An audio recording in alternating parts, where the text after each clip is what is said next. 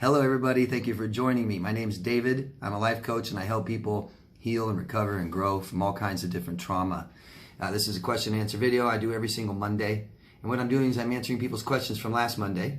If you have a question, please go down below and ask me anything you want and I'll answer it next Monday. I want to welcome new subscribers. Welcome. Thank you for joining us on this channel. If you could, please, and all of you who haven't yet, please subscribe to my channel. I'm providing free information that I hope reaches people who are, have PTSD and are suicidal, and I'm trying to save their lives a little bit. If you think that what I'm doing here is beneficial, could you please share it and post it and give it to other people? Support it by liking, disliking, let me know why, comment, and please, again, subscribe to my channel. Thank you very much. All I ask from all of you is you leave a question, give us your locations, or just stop down there and tell us where you're from. Makes people feel better. I suggest things every single week. This week, I want to suggest what's called a weighted blanket. I've been wanting to suggest this for a long time and finally get to today. What is a weighted blanket? A weighted blanket is meant to help you sleep better. How? It has different layers and different compartments, and it's weighted, so it weighs you down, and these different smaller compartments and everything help form around your body better.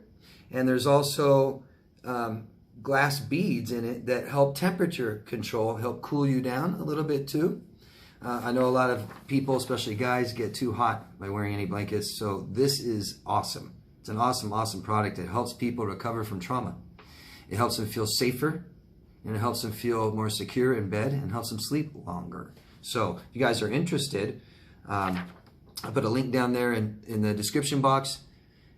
From Amazon. It'll take you to one of the ones they recommend the most. It's on sale right now, $62.90 with free shipping.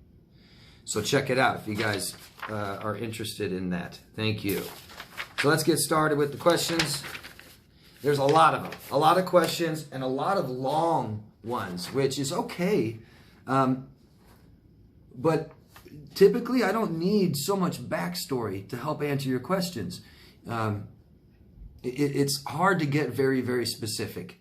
And I think the biggest questions people want me to answer for them is, what is somebody else going to do? And I think a lot of people might get a little annoyed when I tell them, how would I know? I don't know them. I can't tell you what people will do. And it's true. And then people think that if I have more backstory, that I'll be able to know what they will do. Nobody knows what anybody will do. That's actually a very humanistic trait that separates us from other animals, is that we know pretty good maybe at what we're good at predicting future behavior. But I'm not that good, and I don't know them. If you don't know, I probably won't know. I can tell you generally, what a lot of people might do. So anyways, you don't have to make questions so long. But I will still read them, and anytime I miss something or you don't understand me, I just miss your question entirely, please keep asking. I'm not doing it on purpose. Accidents happen. Thank you. Keep asking. Okay? We learn, and we heal by learning. So the more that you learn about this emotional pain, the better you'll understand it, and then it'll stop hurting. It's not meant to, okay? It doesn't have to, and it's not meant to. Cool. Let's get started with the questions. First one is from Joseph in Texas. Hello, Joseph. Why does the borderline engage in the smear campaign and turn everyone against me? So, smear campaigning, talking really bad about people, and it's not just talking bad. It's more, it is that. We don't talk bad about people, period. And we don't allow people to talk bad about people. I don't care how much you agree on that person. We don't talk bad about it. It's negative. It's not good for you.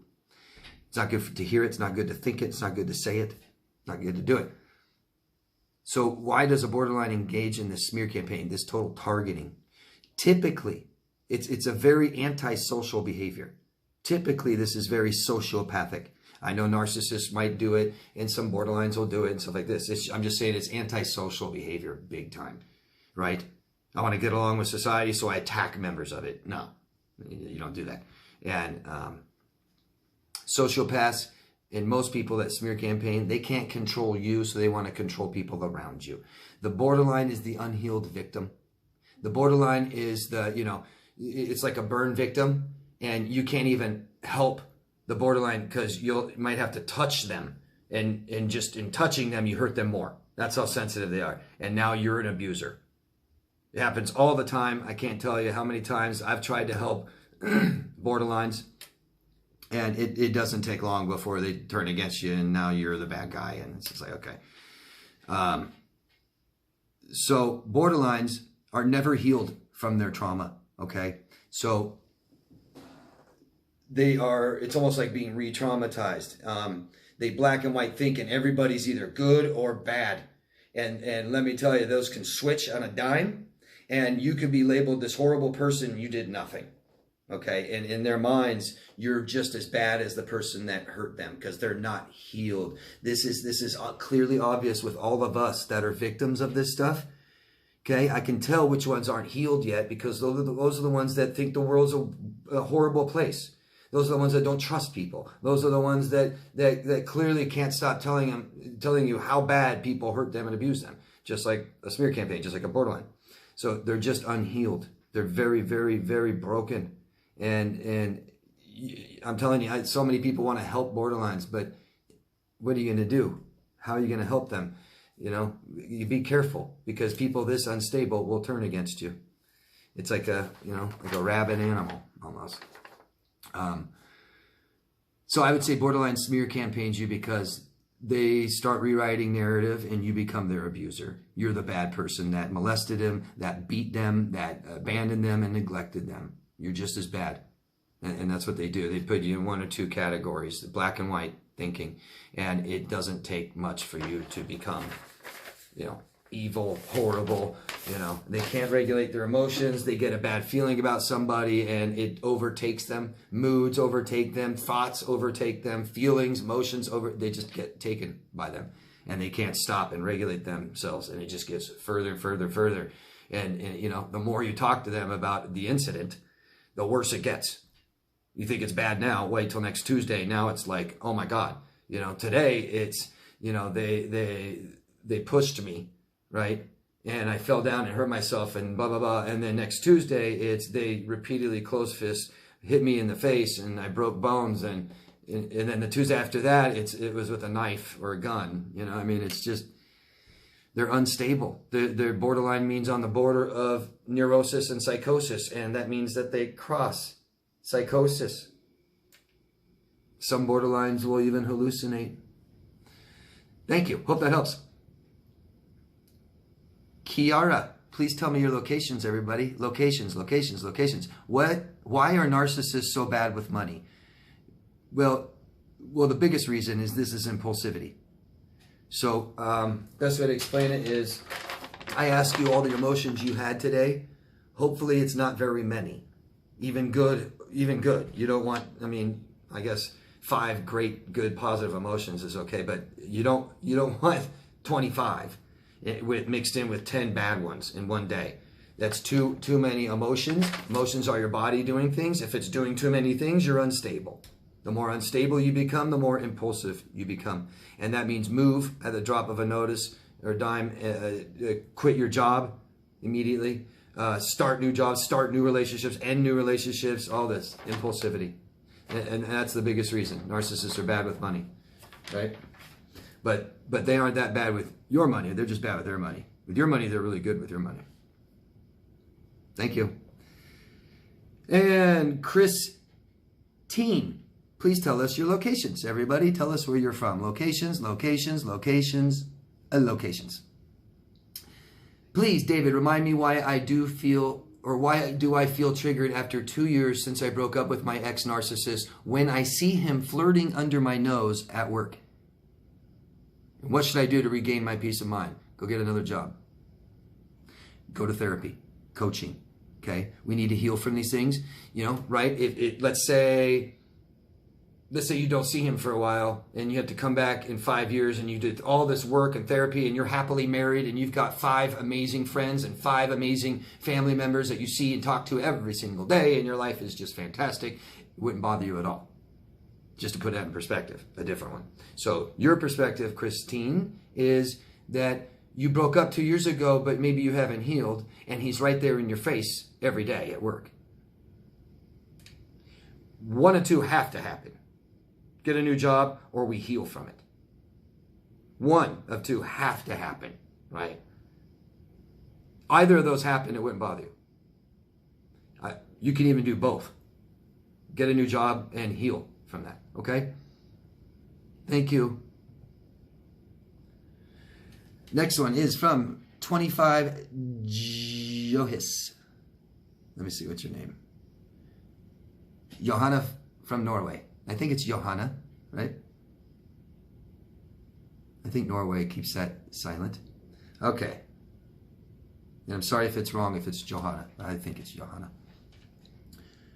Hey, David, I'm in recovery after I quit my job. A year. It's necessary. My early work has a toxic place to live. Now I want to start working again. I had to be in social service to get coaching to get a new job so I can develop and enjoy. I met this coach, a woman. She seems nice, but very fast and talks a lot. And her job is to give motivation and guide. But after 3 meetings with her via FaceTime, I see that she compares my health with hers. She said that to get a job in the city, for me, it's a challenge. But she underestimates your physical and mental health and your abilities. I have a feeling or intuition that she is a toxic person and she want to sabotage my process. In Norway, when a person has a physical disease, is a rule to work with social service. My question is how to manage this person so I can be able to move on with this process. I feel very vulnerable to get help with a toxic person. Hugs from Norway, Johanna. Well, I don't think I really truly understand the dynamics of this help and who this person is and why they're involved. I don't really understand, but it seems like, why do you have to with this person? Can you request another person? Can you stop seeing this person?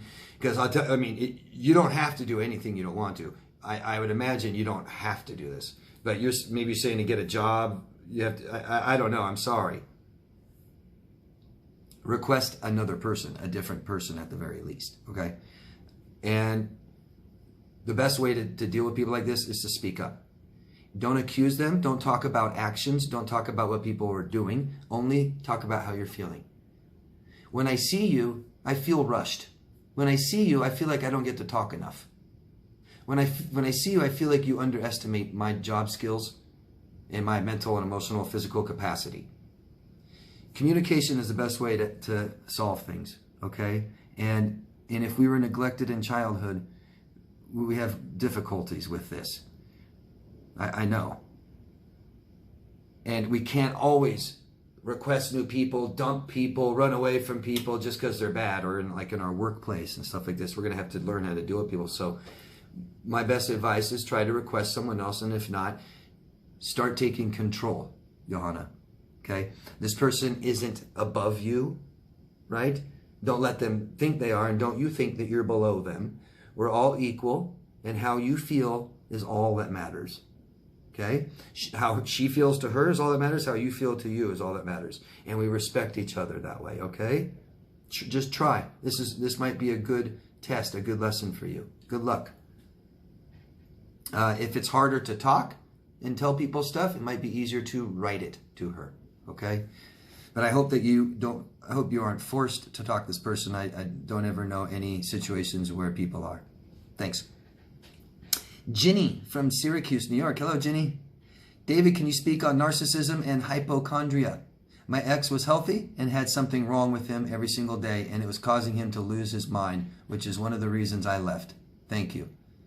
Yeah, sure, Ginny. And just to let you know, not that he's not a narcissist, and anyone with a personality disorder can have traits of different disorders, okay? But just so you know, this is like histrionic.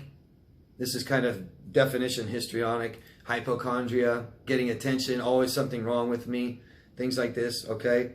But you're asking me why? Or can you speak on narcissism and hypochondria? Well, yeah, narcissism, that's perfect, because hypochondria is narcissism. Right? I can't see anybody else outside of me. It's just constantly me. They are so focused on everything that feels bad, and they don't know how to regulate it or control it. okay? And they also need constant attention. My guess is this person had a mother or helicopter parent always on them all the time and never let them come up with their own feelings, their own solutions. They have no autonomy, okay? Helicopter parenting really supports the lack of autonomy, big time, okay? Yeah, not healthy. He always thinks something's wrong with him, and little does he know there is. Just not what he can see. I don't have your whole name here of your channel. I'm sorry, I cut it off and I can't find it. Consequently something from Scotland. Hello. Hi, David. I've been told by my doctor that I have mixed personality traits, but my friend and I are unsure if this is correct. My issues seem to have only started when my ex-husband dumped me 5 weeks after my dad's death. Just wanted to know what mixed personality actually means, and can you tell me how similar trauma and this is? Oh, so I don't know exactly what your doctor meant when he told you you have mixed personality traits. That sounds very general to me. So on a general thing, I mean, we all do. Maybe he said mixed personality disordered traits. And these are things that we are all on a spectrum. So I would ask your doctor to be more clear. You know what I mean? Your doctor said something to you and now you're asking me. Ask your doctor, even if you don't see him anymore, call him up and ask him what he meant by that. Okay? I don't want to tell you what he meant. But just mixed personality traits, that's something we all have. Mixed personality disorder traits, you may have some, and if you are experiencing trauma or post-trauma, right? Post-stress from trauma, if you're experiencing this, then you're going to have even more disordered traits. Know that life is not like this for anybody.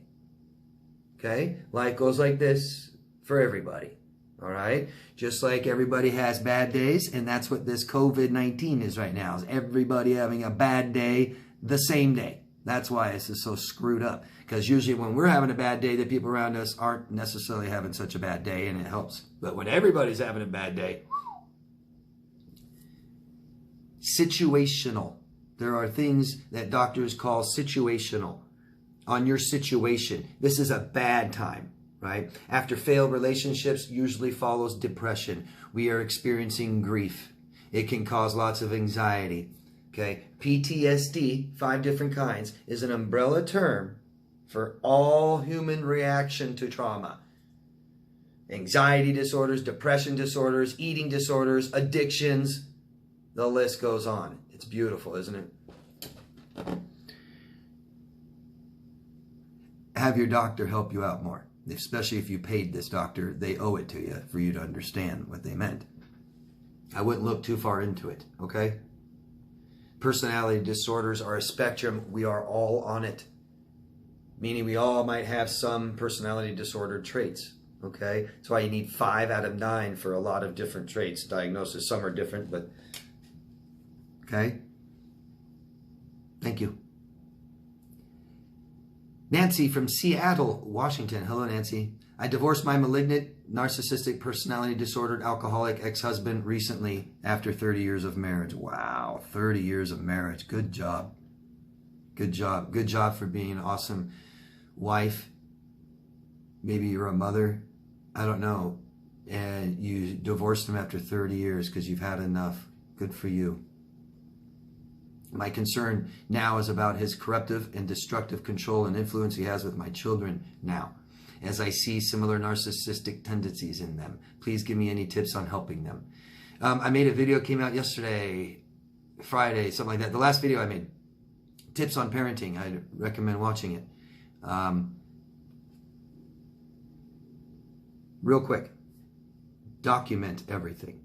Okay? Document everything, and what's really important is your emotions. How did it feel? It makes you scared for your life, you know? That's the part that's important. Have your kids in therapy, and you be in therapy. Only communication with him through email and lawyers. Do not overcompensate for a bad, horrible parent, and do not ever tell your children he's a bad, horrible parent or person. Mom, Nancy, you're going to show by example what a real good, healthy, strong parent is. And you're going to supply their emotional needs so that they learn how to supply their own. If you've been in a marriage, 30-year marriage with a malignant narcissist who abused you, then you don't know how to supply your needs, and you probably don't know how to process emotion. Learn how. Get help. Get your children in some sort of therapy, counseling, coaching. Okay? Nancy, don't try to do this by yourself. The best parent is the best person. Starts with you, Nancy. Starts with you. You be number one, so you can show them how to be. Okay? Mom is going to make mistakes, and children are going to understand because you're going to apologize. And you're going to communicate with them and emotionally connect with them. Mom's job is to keep them safe, and the only overcompensation you need to do is what dad's role is, and that's to be involved and give direction. That's all you need to do. Good luck, Nancy. Thank you.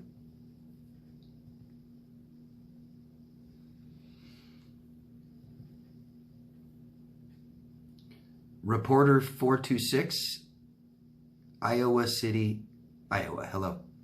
I've heard many in this community say that narcissists are in survival mode, which propels much of their behavior. Can you please elaborate on what is meant by this? What are they surviving from? So, our brains care about keeping us alive and don't care about being happy. That's up to us. So our brains are constantly just worried about keeping us alive. And what that means is they're always looking for danger. Okay? If we don't keep ourselves safe, then we're even more on high alert. Once we keep ourselves safe and meet our emotional needs, then we calm down and we aren't on high alert. If we aren't taught how to meet our emotional needs, then we're on high alert. We're sick. We're not healthy. We're not getting what we need. Narcissists that are in survival mode, I mean, you know, it can mean a couple different things. And one is a reaction to trauma, meaning that we're on high alert, always looking for danger, survival mode, don't know how to protect ourselves, don't know how to give ourselves what we need, don't even know how to communicate, how to make people stop hurting us, stuff like this, like a lot of us. But it also means that what is the behavior they're doing? Why is it so weird? I say this a lot, and I mean it. This is something that you guys may help you. But when you see people you know doing weird things that don't make any sense, typically that is somebody trying to meet their emotional needs the wrong way. They do it the right way, it doesn't look weird. Emotional needs are the most important thing in our lives. That's it, most important. Way more important than physical needs. Narcissists don't know how to meet their needs. A lot of us don't know how. That's why we're on high alert and in survival mode. That's why we wake up every 2 hours, 4 hours and sleep and we're wide awake. That's why we have anxiety and stuff like this, okay? Trauma. And it can be simple as neglect. Neglect is the worst ever. We have all these emotions and our parents don't help us regulate them and let us sit in them. And we become traumatized by our own emotions. It's traumatic. I hope that helps. Hope I answered your question. Please keep asking if I haven't, all of you. Always keep asking me if I didn't answer your question. Thank you. Joseph from Texas. Oh, I already read this one. I was afraid I didn't get it, so I wrote it down, but I did. D Noble. And please tell us your locations, guys. Please tell us where you're from. Be general. Planet. City. State. No address. My friend escaped decades-long abusive marriage. He suspects his wife tried to poison him. They have a daughter and a son. He stayed long enough for the kids to be adults. The ex was a hoarder and extremely controlling. And by the way, don't ever stay for the kids. That's worse. Worse. I stayed for the kids. Worse. I stayed married for the kids. Worse. Worse. You stayed in a toxic, abusive, neglectful marriage and you just showed your children to do the same. That's all. The ex was a hoarder and extremely controlling. She had 52 cats. 52 cats. He finally had enough. Finally. After how long? After you raised a daughter and son, you finally had enough with 52 cats. That takes at least 18 years. Well, 2 of them, so at least 19. He finally had enough. He went into therapy and discovered why he allowed her to abuse him and the kids.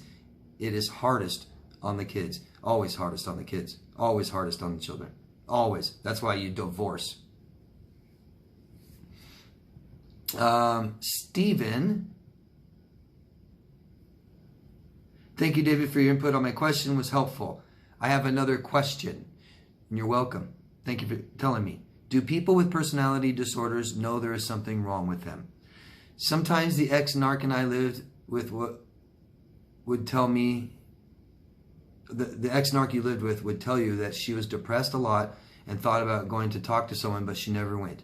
I know now from what I've learned, she was very high on the spectrum when I was with her. She exhibited so many of those toxic traits. She would constantly accuse me of things I never did.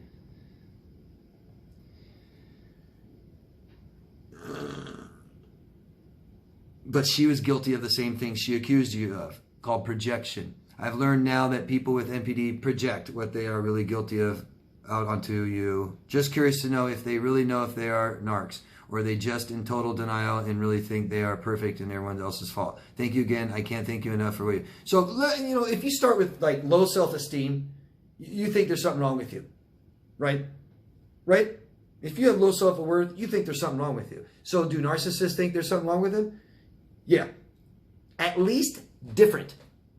At least. They usually recognize these things in adolescence. They're becoming adults, gaining their personality. That's when we gain personality. That's when you realize something is wrong with you. That's when you realize you have to start navigating life on your own. More expectations, more responsibilities, more all of it, okay? You start realizing you're different than other people. You see people react differently than you do. You have a lot of secrets, and secrets are shame, and it makes you alone. Any of you who isolate know what I'm talking about. You think there's something wrong with you. The more you isolate, the more you will think something's wrong with you. The less you isolate, the less you will think something's wrong with you. And you're probably right on all of them. Thank you again. I can't thank you enough for what you do. I've come a long way, and I'm in such a better place than I was 7 months ago. Stay safe. Hope you're well. Steve from Toms River, New Jersey. Steve is still in Toms River. Good. I'm glad you're better. So do they know?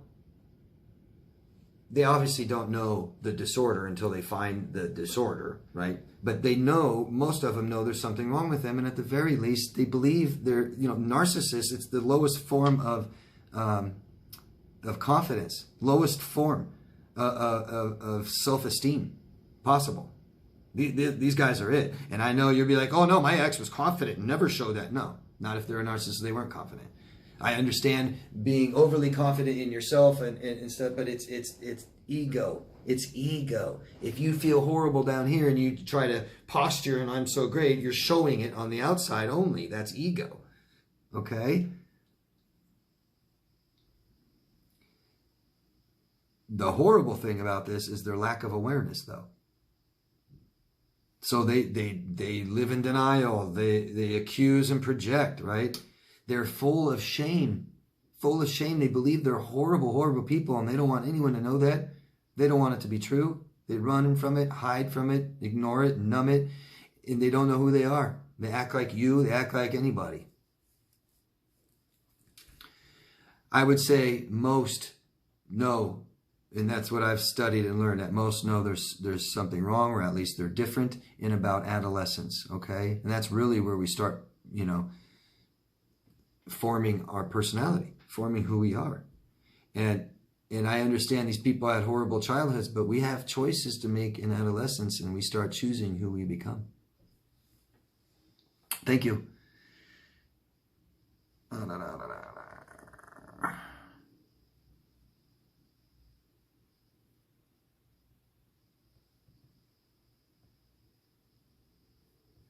So I think Sharon is just reading something, telling me something here. Oh my God, David, life is a hoot. I was seeing a very gifted neuro-emotion technique therapist who is also a chiropractor and a homeopathic practitioner. Neuro-emotional technique therapist, chiropractor and a homeopathic practitioner. She helped me so much. I understand that a therapist doesn't push any kind of God onto their clients, which is fine. I know, I know my creator. The last time I saw her, she made mention that I chose my family. I replied, okay, Louise, hey. Then I felt strongly to say, no, I did not choose this life. I mentioned the many abuses. It made my red flags all come out. I don't blame that dear lady, but I felt like she was blaming me for my own situation. As I was coming up to my next appointment, I felt very strongly to cancel, and I did. It's so great to give myself permission to have feelings and to pay attention to them and validate myself through them. As I was coming up to my, I said it before, you are such a nice person. I love how you connect with all your audience. All my admiration, Sharon. Thank you, Sharon. You know what? Right or wrong, Sharon? You're navigating your emotional life, going by you, expressing yourself, things that you want, how you feel, who you are. And that's really all that matters, Sharon. And if you make a mistake, even better. Better to learn from. Okay? That's awesome. Thank you for sharing that. And thank you for what you told me. Thank you, Sharon. Okay, so that's the end of part 1. I'm going to try to do this in 2 videos. I don't know if I can. There's a lot here. But please join me in part 2. Thank you, guys. Please subscribe, like, dislike, tell me why, comment, share it, post it, help me out, okay? Love yourself first. I'll see you in part 2. Bye.